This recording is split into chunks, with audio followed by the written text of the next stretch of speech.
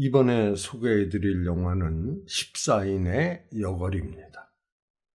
원제는 14여영호, 영호란 이제 영웅호걸 이 뜻인데, 영웅이라고 쓰면 이제 남자의 느낌이 너무 강하기에 영호라고 한 것 같습니다. 영어 제목은 The 14 Amazons고요. 1972년 정강 감독의 작품입니다. 요즘에 그 무술 감독으로 유명한 정소동의 아버지이기도 합니다. 주연은 노연, 이청, 능파, 하리리, 진연년, 임정, 정패, 금비, 여병지, 구양사비, 왕평, 서패패 등 쇼브라더스의 스타급 여배우들이 총출동을 했습니다. 남자 배우로는 아카, 라열, 전풍 등이 출연합니다.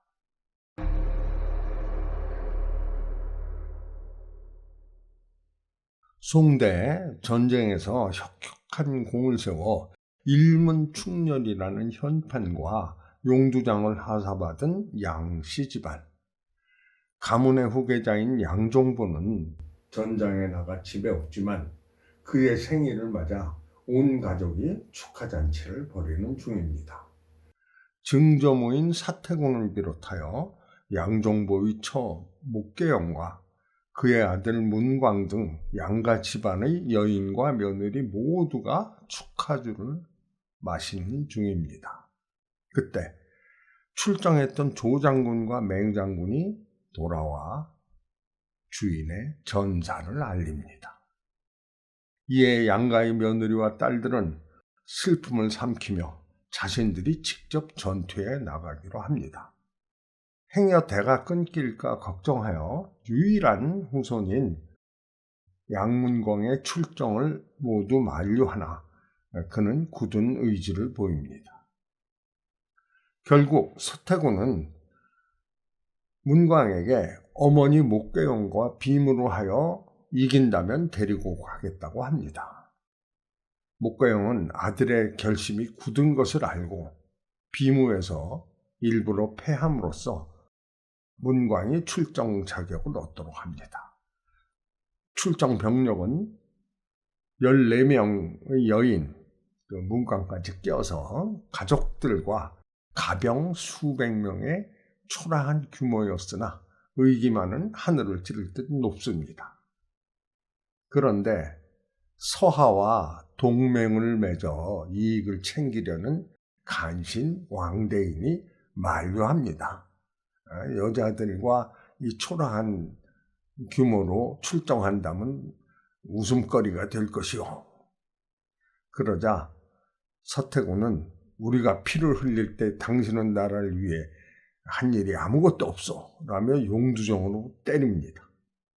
황제가 하사한 용두장은 탐관오리나 또는 국법을 어긴 누구라도 때릴 수 있는 때문입니다. 격전지인 변관에 다다른 목계영 일행은 여초라는 사내를 만납니다. 그는 10년 동안 포로 생활을 하다가 탈출한 중원인이었습니다. 그는 목계영 일행에게 앞에 매복이 있다고 알려줍니다. 목계영은 그의 충고대로 협곡 앞에서 시간을 끌고 그동안 여초를 비롯한 일부 일행이 우회하여 매복조를 섬멸시킵니다. 그러나 곧 대규모의 지원군이 몰려와 일행은 산으로 피신합니다. 적의 성으로 향하는 유일한 길은 외나무다리. 하지만 그들이 건너는 동안 적의 화공에 의해 다리는 불타 끊어지고 맙니다. 반은 건너왔지만 아직 나머지 반은 건너지 못한 상태. 앞에는 절벽, 뒤에는 적. 그야말로 진퇴양난의 상황에서 목계영은 기지를 발휘합니다. 사람끼리 손을 잡아 인교를 만들어 절벽을 건너기로 한 것이죠. 인교란 말 그대로 사람으로 만든 다리인데 두 무리의 사람들이 절벽을 사이에 두고 마주본 다음 사람 위에 사람이 올라가 무등을 타고 그 위에 또 올라가 무등을 타고 또 올라가 무등을 타서 사람 탑을 쌓는 겁니다. 그래서 어느 정도 높이에 이르면 동시에 앞으로 쓰러지면서 서로 손을 잡는 거죠.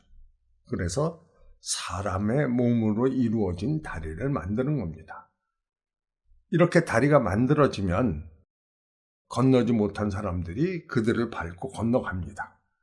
그래서 다 건너가고 나면 이제 건너가고자 하는 쪽에 맨 밑사람, 즉 다리를 땅에 디딘 인물이 땅을 박차고 날아 건너편 절벽에 달라붙습니다. 그러면 또 사람으로 이어진 그 밧줄처럼 긴 인사가 생기겠죠.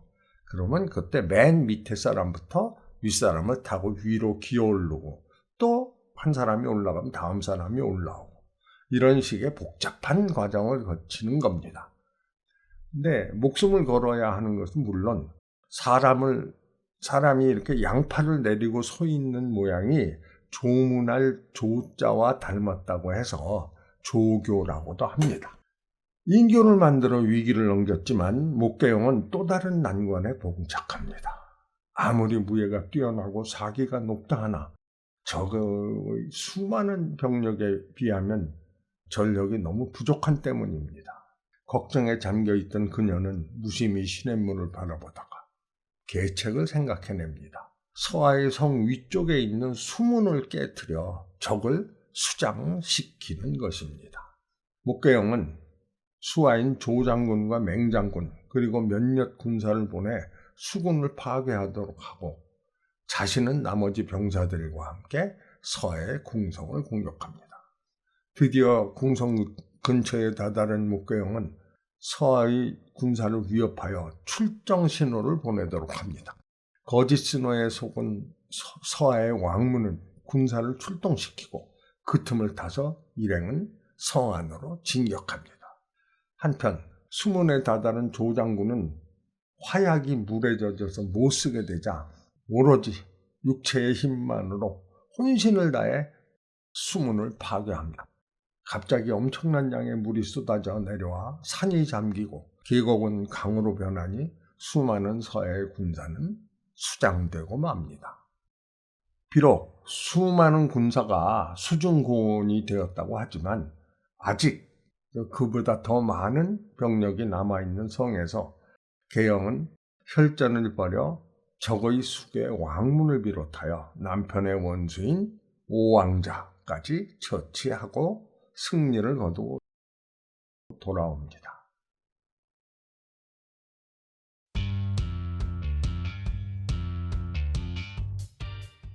홍콩의 여배우들이 대거 출연하여 화제를 모았으나 무협영화라기보다는 시대극에 가까운 작품입니다. 을지문덕의 살수대첩처럼 강문을 이용해 적을 무찌른다는 내용이죠. 여인들로 이루어진 집단이라는 점이 특색 있고 인교를 만들어 절벽을 건너가는 장면은 영화의 백미라 할 수 있습니다. 여기서 잠깐 중국의 여전사들에 대해서 알아보겠습니다. 중국에서는 여자 영웅을 건객영웅이라고 합니다. 두건 건자에 여성용 머리 장식, 우리나라 그 족두리와 비슷한 것을 이제 귀기라고 하는데 중국에서는 건객영웅이라는 말을 출중한 여성을 가리키는데 사용합니다. 그래서 대표적인 게 4명이 있는데요. 첫째가 남장여장 화목란입니다. 남북조 시대 때 북위의 여인으로 남장을 하고 아버지 대신 전쟁터에 나간 여전사죠. 우리에게는 그 뮬란이라는 작품으로 잘 알려져 있습니다. 두 번째가 그 대당여장 번유화입니다. 당나라 장수 설인귀의 아들인 설정산의 부인이죠. 그러니까 설인귀의 며느리가 됩니다. 그는 설정산에게 3번 청혼을 했다가 3번 거절당하고 결국은 결혼을 한 의지의 여인으로 위기에서 국가를 구한 여자 전사로 꼽힙니다. 세 번째가 지금 14인의 여걸의 주인공인 양문여장 목계영입니다. 위기에 시달린 북송 왕조를 지킨 충성스러운 양씨 가문인데요. 그 양가의 가장 유명한 전사는 양업입니다. 양업은 만리장성의 주요 관문인 안문관 전투에서 큰 공헌을 세워 양무적이라는 별명을 얻었고요. 하지만 이를 시기한 그 동료 장수들의 배신으로 적의 포로가 되었고 적의 음식을 거부하여 결국 아사하고 말았습니다. 이에 양씨 가문의 여전사들이 나섰죠. 그러니까 그 14인의 여걸에서의 증조모가 바로 양업의 부인 사태곤입니다. 그리고 그의 목계영은 그의 손자 며느리죠. 그러니까 양업의 손자이자 양년소의 아들인 양문광의 부인입니다. 일부 소설에서는 남편을 양종보라고도 하고 또 어디 다른 데서는 아들인 양문광을 남편이라고도 합니다.